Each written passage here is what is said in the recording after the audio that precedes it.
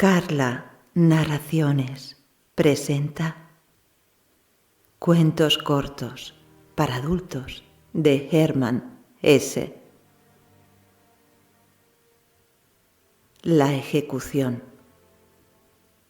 En su peregrinación, el maestro y algunos de sus discípulos bajaron de la montaña al llano y se encaminaron hacia las murallas de la gran ciudad.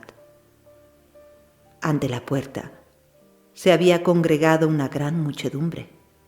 Cuando se hallaron más cerca, vieron un cadalso levantado y los verdugos ocupados en llevar a rastras hacia el Tajo a un individuo ya muy debilitado por el calabozo y los tormentos. La plebe se agolpaba alrededor del espectáculo. Hacían mofa del reo y le escupían. Movían bulla y esperaban, con impaciencia, la decapitación. ¿Quién será y qué delitos habrá perpetrado?, se preguntaban unos a otros los discípulos, para que la multitud desee su muerte con tanto afán. Aquí no se ve a nadie que manifieste compasión, ni que llore. Supongo que será un hereje, dijo el maestro con tristeza.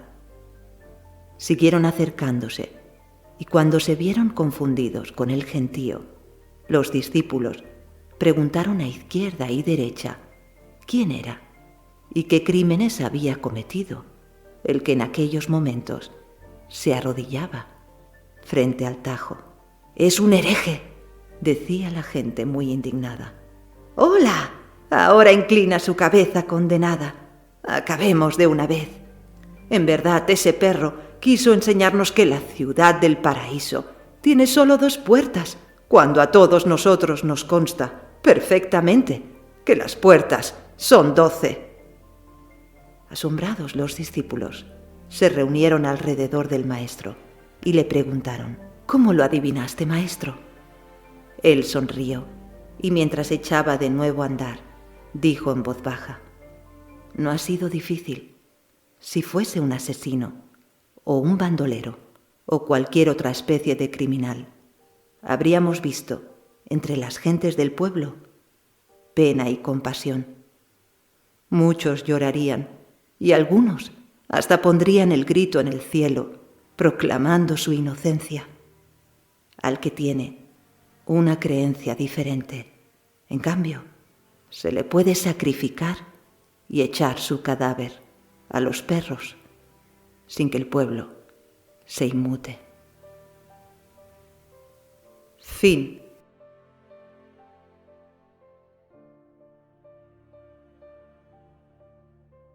Dentro y fuera. Había una vez un hombre llamado Frederick. Se dedicaba a tareas intelectuales y poseía una amplia extensión de conocimientos. Sin embargo, no todos los conocimientos significaban lo mismo para él, ni apreciaba cualquier actividad intelectual. Tenía preferencia por un cierto tipo de pensamiento, desdeñando y detestando los otros. Sentía un profundo amor y respeto por la lógica, ese método admirable, y en general por lo que él llamaba ciencia.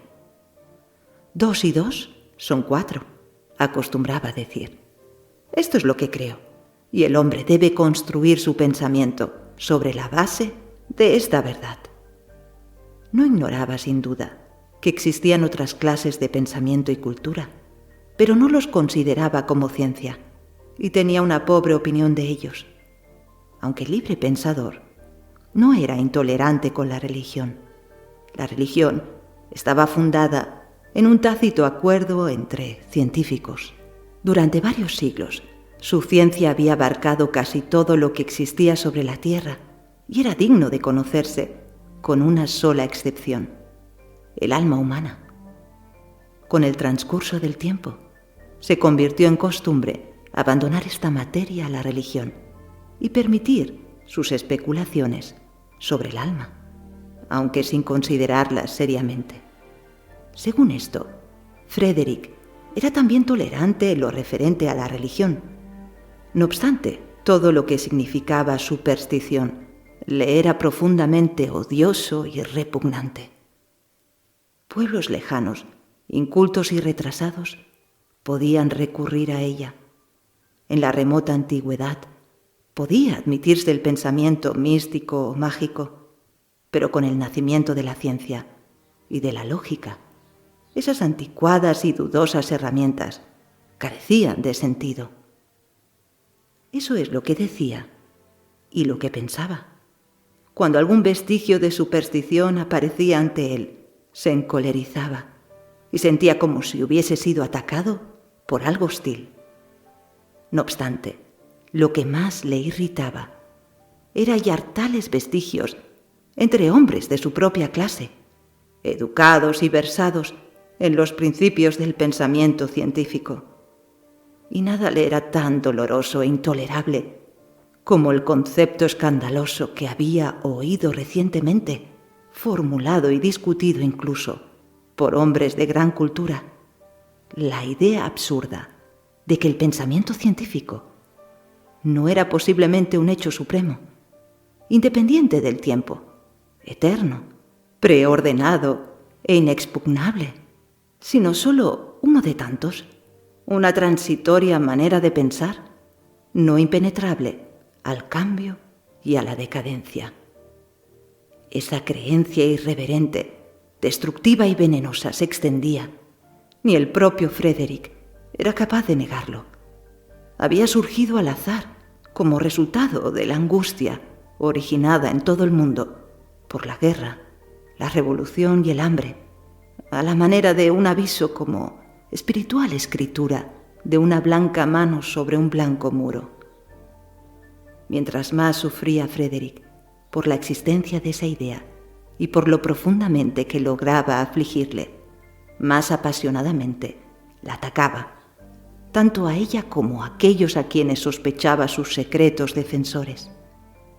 Hasta entonces, solo muy pocas personas verdaderamente cultivadas habían proclamado abierta y francamente su fe en la nueva doctrina, que parecía destinada de lograr difusión y fuerza a destruir todos los valores espirituales sobre la tierra y a provocar el caos.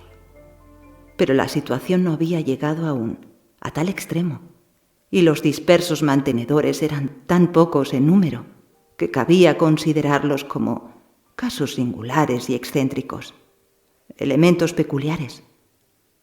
Pero una gota del veneno, una emanación de esa idea, podía ser percibida en cualquier momento. De un modo u otro, podían surgir entre el pueblo y los medios cultivados una serie de nuevas doctrinas esotéricas, con sus sectas y discípulos. El mundo estaba lleno de ellas. Por doquier se veía amenazado por la superstición, el misticismo, los cultos espirituales y otras fuerzas misteriosas, a las cuales era necesario combatir. Pero la ciencia, por un particular sentimiento de debilidad, les había concedido, hasta el presente, vía libre. Un día, Frederick visitó a uno de sus amigos, con quien frecuentemente había investigado. Hacía algún tiempo que no lo había visto. Mientras iba subiendo por la escalera de la casa, intentó recordar cuándo y dónde había estado por última vez en compañía de su amigo. Pero, aunque se enorgullecía de su excelente memoria, no lo conseguía. Imperceptiblemente molesto y malhumorado, mientras aguardaba ante la puerta de su amigo, intentó liberarse de esta sensación. Apenas había saludado a Erwin, su amigo, cuando advirtió en su cordial semblante una cierta, aunque reprimida sonrisa, que le pareció advertir por primera vez. Apenas vio aquella sonrisa, en cierto modo burlona u hostil, pese a su apariencia amistosa, recordó inmediatamente lo que estuvo buscando infructuosamente en su memoria, su último y anterior encuentro con Erwin. Recordó que se habían separado sin haber discutido, desde luego, pero con una sensación de discordia interna y disgusto, porque Ervin había prestado entonces muy escaso apoyo a sus ataques contra los dominios de la superstición. Era extraño. ¿Cómo podía haber olvidado aquello por completo? Comprendió también que esa era la única razón de haber evitado a su amigo durante tanto tiempo. Simplemente ese descontento, y que desde el principio había sido consciente de ello, aunque se inventó una multitud de excusas para el repetido aplazamiento de esta visita. Ahora se enfrentaba el uno al otro. Frederick sintió que la pequeña grieta de aquel día había experimentado un tremendo ensanchamiento. Intuyó que algo fallaba entre él y Ervin, algo que hasta entonces siempre estuvo presente. Un aura de solidaridad, de espontánea comprensión, de afecto incluso. Ahora existía un vacío. Se saludaron. Hablaron del tiempo, de sus conocidos, de su salud, y Dios sabe por qué.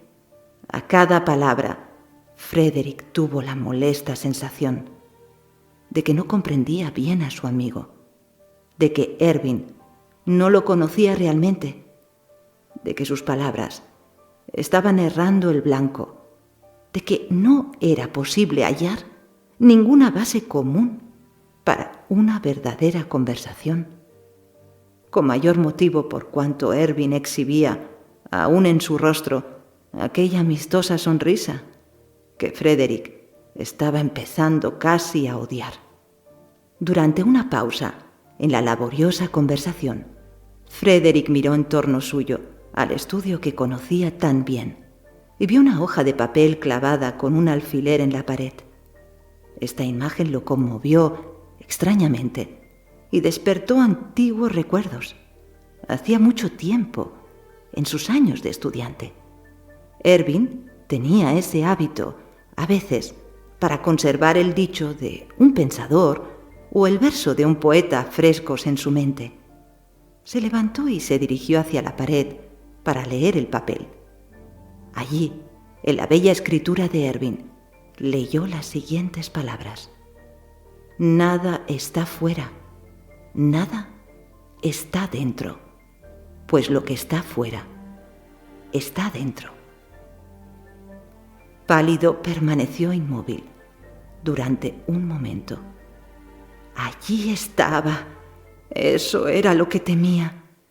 En otra ocasión, habría ignorado aquella hoja de papel.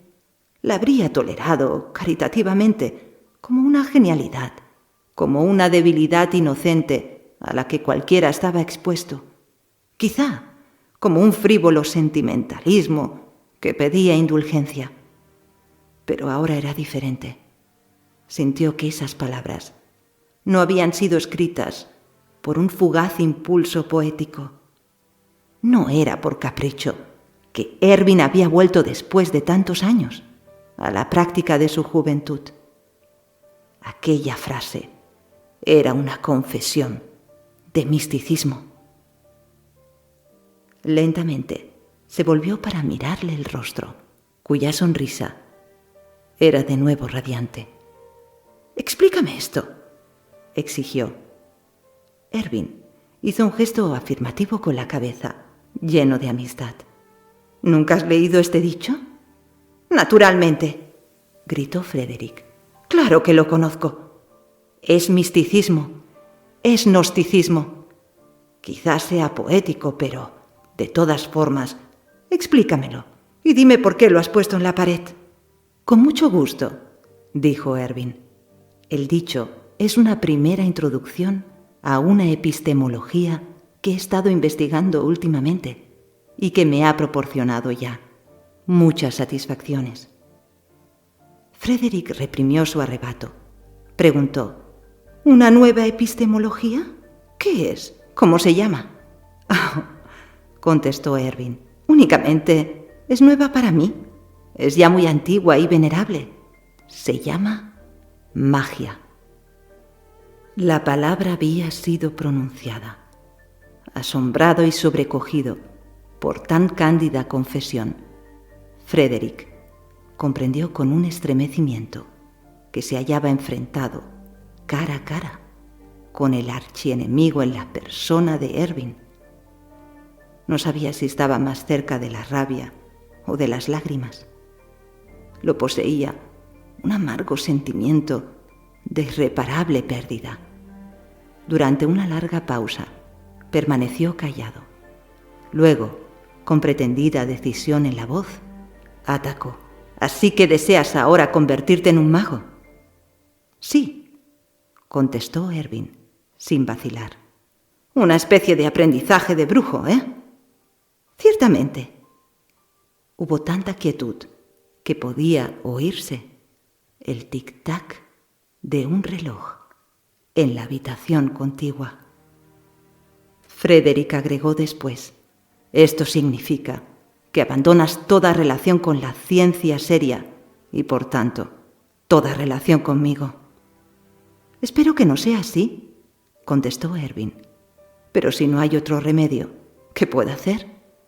«¿Qué puedes hacer?», estalló Frederick. Rompe de una vez por todas con esa puerilidad, con esa vil y despreciable creencia en la magia. Eso puedes hacer, si deseas conservar mi respeto». Ervin sonrió un poco, aunque también su alegría se había desvanecido. «Hablas como si...», murmuró tan suavemente que a través de sus quedas palabras, la irritada voz de Frederick aún parecía resonar por toda la habitación. «Hablas como si eso estuviese dentro de mi voluntad, como si me quedara elección, Frederick. No es ese el caso. No tengo ninguna elección. No fui yo quien escogió la magia. Ella me escogió a mí». Frederick suspiró profundamente. «Entonces, adiós», dijo hastiadamente, y se levantó sin ofrecerle su mano. «Así no», exclamó Ervin. «No debes separarte de mí de ese modo. Imagina que uno de nosotros yace en su lecho de muerte, y en verdad que así es, y que debemos decirnos adiós. Pero ¿quién de nosotros va a morir, Ervin? Hoy, probablemente yo, amigo mío. Cualquiera que desee nacer de nuevo debe estar preparado para morir». Una vez más, Frederick se dirigió a la hoja de papel y leyó el dicho. «Muy bien», admitió al fin. «Tienes razón. No sirve para nada separarnos con ira. Haré lo que deseas. Imaginaré que uno de nosotros está muriendo. Antes de irme, quiero pedirte una última cosa». «Me alegro», repuso Ervin. «Dime qué atención puedo demostrarte en nuestra despedida». «Repito mi primera pregunta, y esta es también mi petición. Explícame ese dicho lo mejor que puedas». Ervin reflexionó un momento y luego dijo: «Nada está fuera, nada está dentro». ¿Conoces el significado religioso de esto? Dios está en todas partes. Está en el espíritu y también en la naturaleza. Todo es divino, porque Dios es todo. Antiguamente, esto recibía el nombre de panteísmo. En lo que concierne al significado filosófico, estamos acostumbrados a separar el dentro del fuera en nuestro pensamiento. Sin embargo, esto no es necesario. Nuestro espíritu es capaz de superar los límites que hemos fijado para él en el más allá del par de antítesis que constituye nuestro mundo. Comienza un nuevo y diferente conocimiento. Pero, mi querido amigo, debo confesarte que desde que mi pensamiento ha cambiado, ya no existen para mí palabras ambiguas ni dichos. Cada palabra tiene decenas, centenares de significados, y ahí empieza lo que temes: la magia. Frederick frunció las cejas y estuvo a punto de interrumpirle, pero Ervin lo miró de forma desarmante y continuó, hablando más distintamente. «Déjame darte un ejemplo. Llévate algo mío, cualquier objeto, y examínalo un poco de cuando en cuando. Pronto, el principio del dentro y el fuera te revelará uno de sus muchos significados. Dio una ojeada en torno a la habitación. Tomó una pequeña estatuilla de arcilla de un anaquel y se la dio a Frederick, diciendo: «Toma esto como regalo de despedida. Cuando este objeto que coloco en tus manos cese de estar fuera de ti y esté dentro de ti, ven a mí de nuevo. Pero si permanece fuera de ti, tal como está ahora, para siempre, entonces esta separación tuya de mí será también para siempre». Frederick quiso hablar todavía, pero Ervin tomó su mano, la estrechó y se despidió de él con una expresión que no admitía réplica. Frederick se retiró, descendió la escalera. Qué largo le pareció el tiempo desde que la había subido. Se dirigió a través de las calles a su casa, perplejo y angustiado, con la pequeña figura de barro en la mano. Se detuvo frente a su morada, apretó fieramente el puño sobre la estatuilla durante un momento y sintió un irresistible impulso de romper el ridículo objeto contra el suelo. Nunca se había sentido tan agitado, tan movido por emociones antagónicas.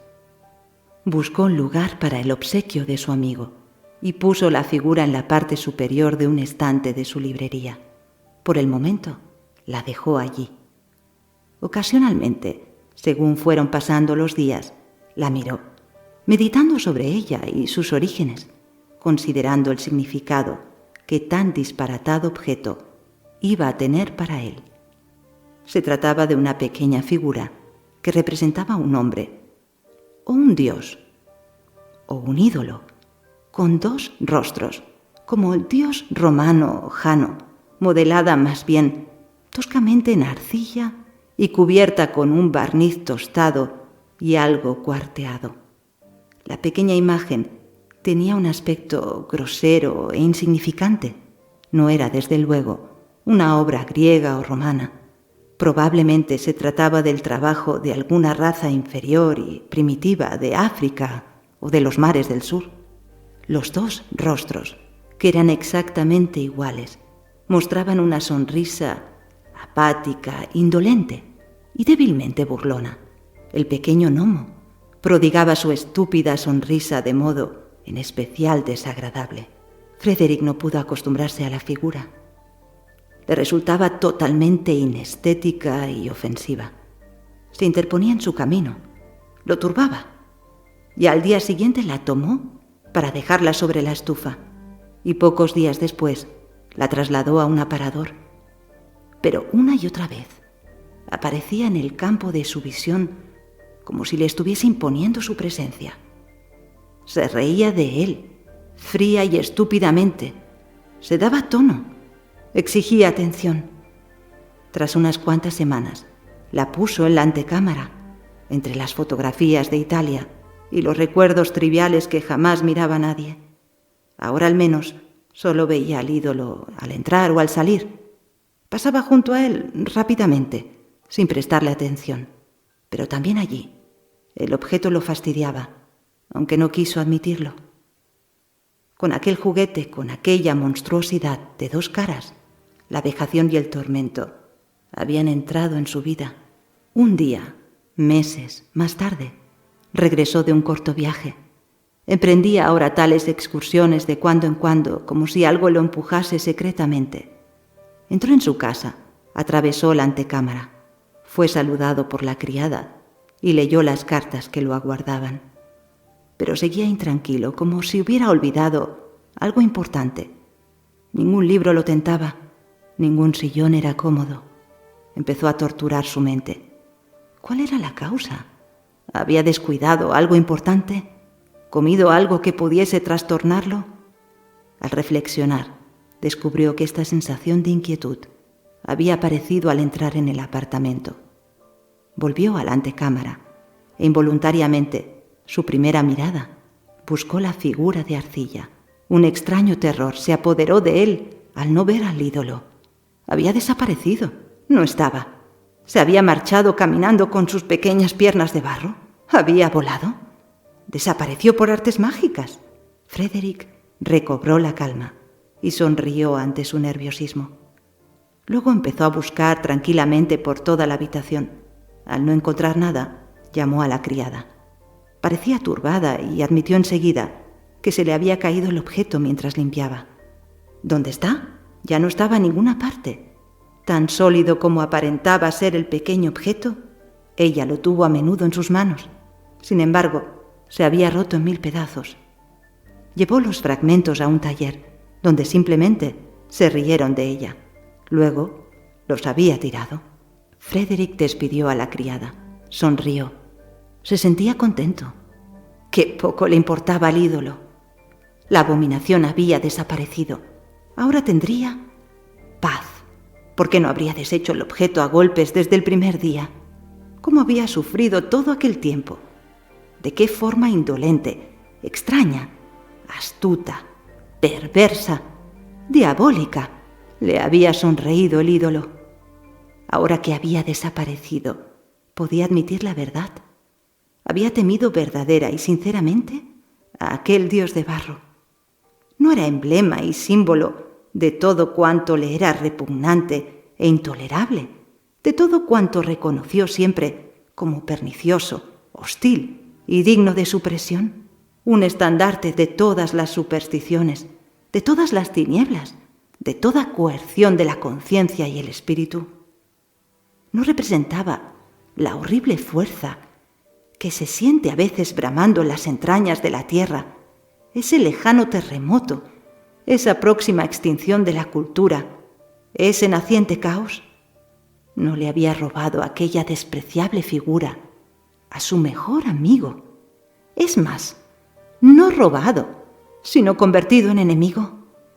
Ahora el objeto había desaparecido, desvanecido, roto en 1000 pedazos, acabado. Era mucho mejor que si lo hubiera destruido por sí mismo. Eso pensó, o dijo, y volvió a sus asuntos, como antes. Pero la maldición persistió. Justamente cuando había conseguido acostumbrarse más o menos a aquella ridícula figura, precisamente cuando verla en su lugar habitual en la mesa de la antecámara se le había hecho gradualmente familiar y nada importante, era cuando su ausencia empezó a atormentarlo. Sí, la echaba de menos cada vez que cruzaba aquella estancia. Veía constantemente el espacio vacío donde había estado, y el vacío emanaba de aquel lugar y llenaba la habitación entera. Malos días y peores noches empezaron para Frederick. Ya no podía atravesar la antecámara sin pensar en el ídolo de las 2 caras, sin echarlo de menos, sin sentir que sus pensamientos estaban unidos a él. Una agónica obsesión creció en su interior. Y no era simplemente el cruzar aquel cuarto cuando se sentía prisionero de su obsesión. De la misma forma en que el vacío y la desolación irradiaban del ahora vacío lugar en la mesa de la antecámara, aquella idea obsesiva irradiaba dentro de él, empujaba todo lo demás a un lado, enconándolo y llenándolo de extrañeza y desolación. Una y otra vez imaginó la figura con suma claridad, para demostrarse a sí mismo lo absurdo de afligirse por su pérdida. Pudo verla en toda su estúpida fealdad y barbarie, con su vacua pero astuta sonrisa, con sus 2 caras, impulsado como por una coacción, lleno de odio y con la boca torcida. Se descubrió a sí mismo intentando reproducir aquella sonrisa. Le incomodaba la duda de si las 2 caras eran en realidad exactamente iguales. ¿No tenía una de ellas quizá simplemente por una pequeña aspereza o cuarteo en el barniz una expresión algo distinta, algo raro, algo enigmático?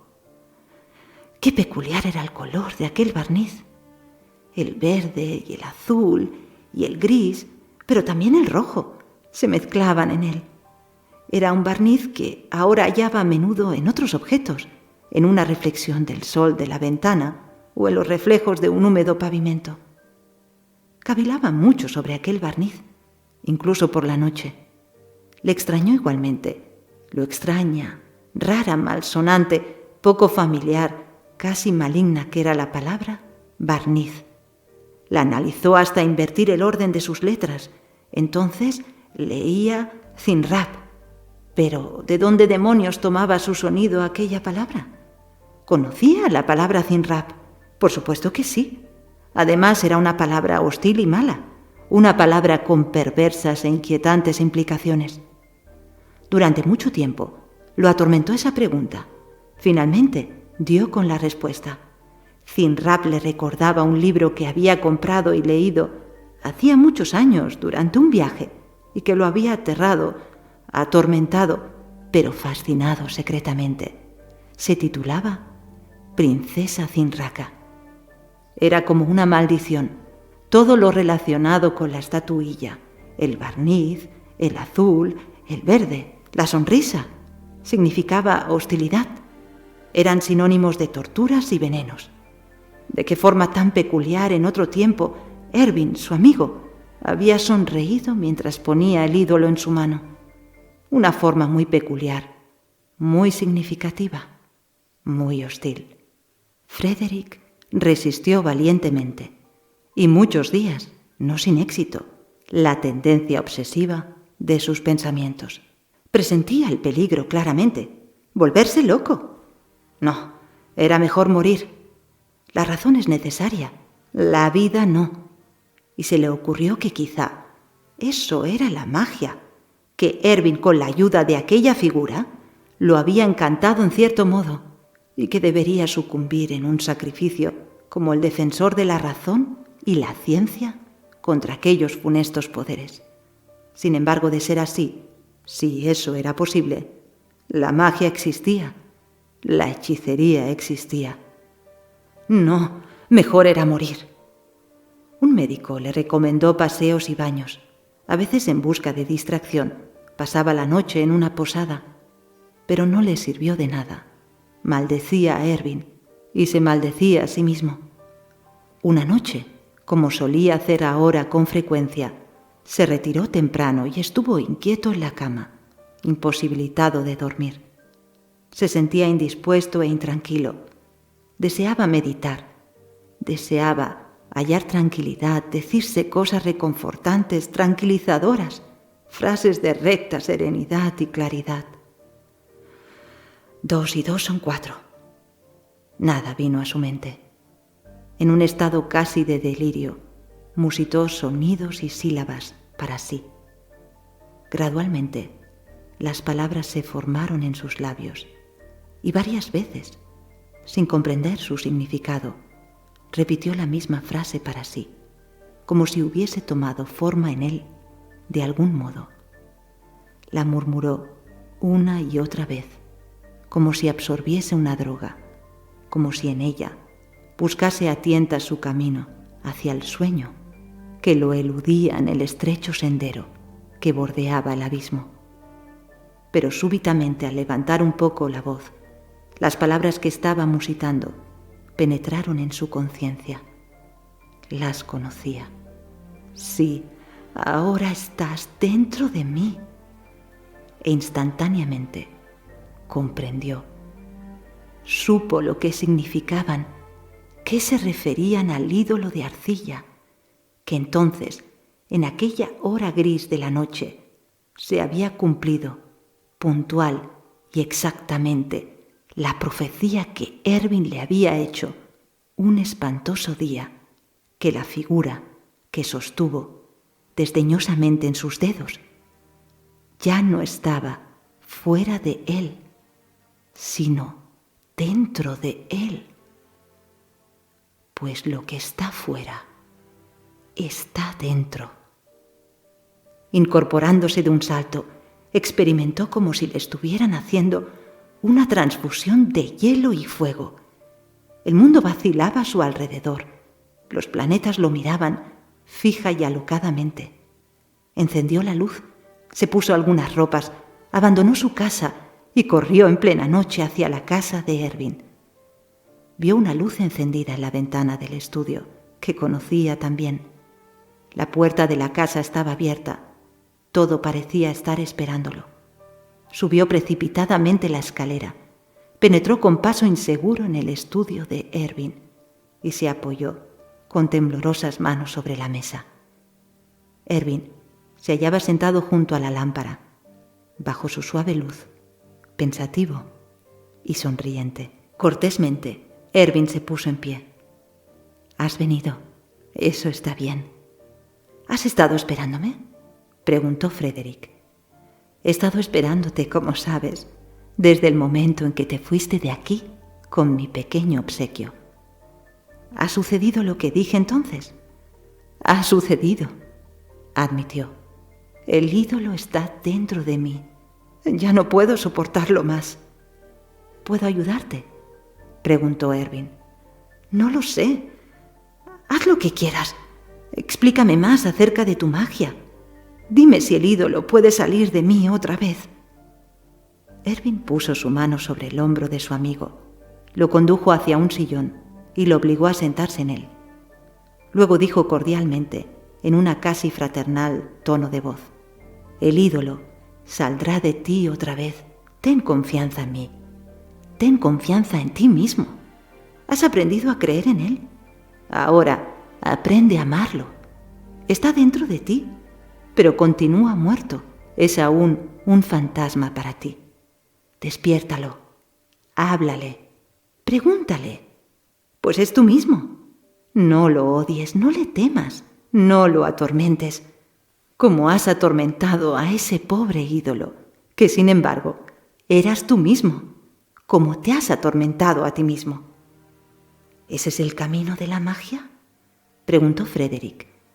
Se hallaba profundamente hundido en el sillón, como si hubiera envejecido, y su voz era débil. «Ese es el camino», contestó Ervin. «Y quizá has dado ya el paso más difícil.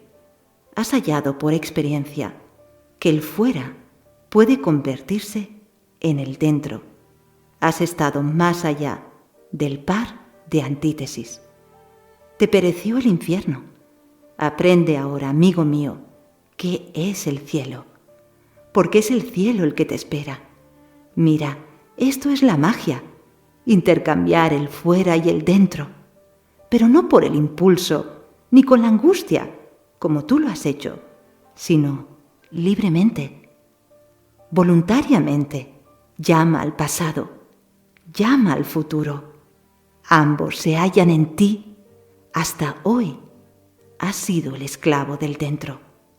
Aprende a ser su dueño. Eso es la magia». Fin.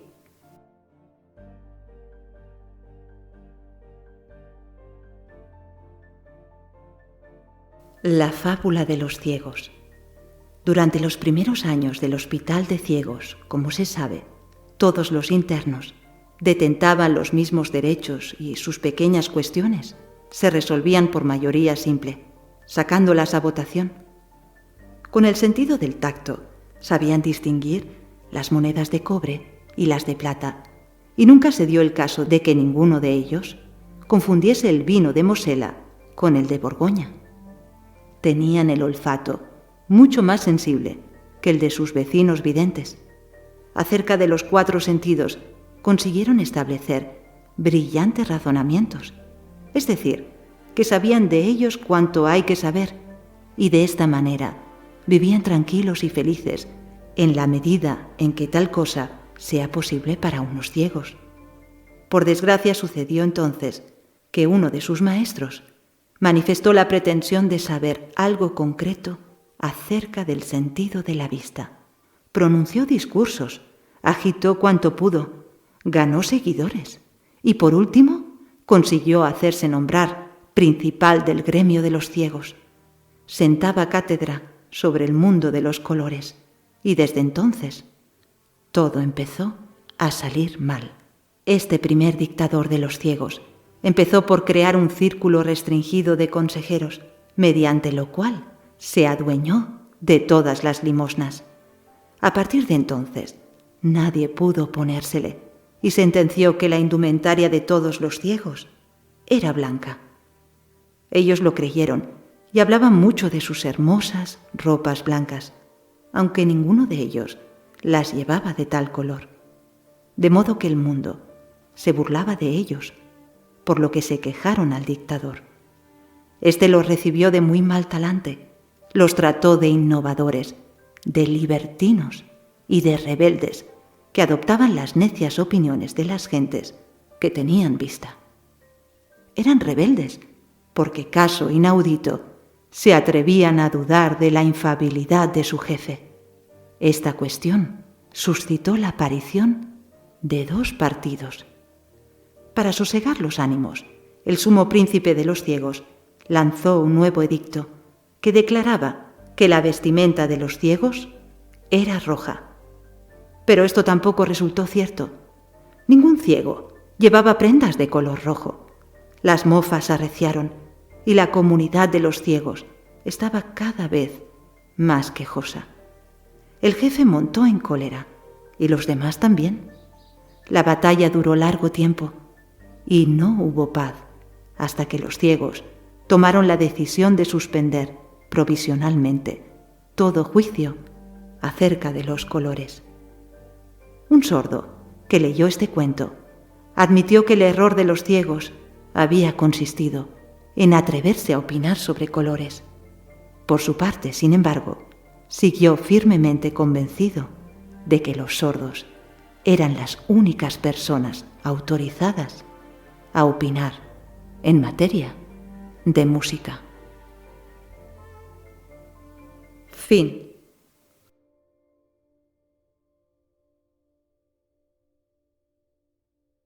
Has escuchado Cuentos cortos para adultos de Hermann Hesse, una producción de Carla Narraciones.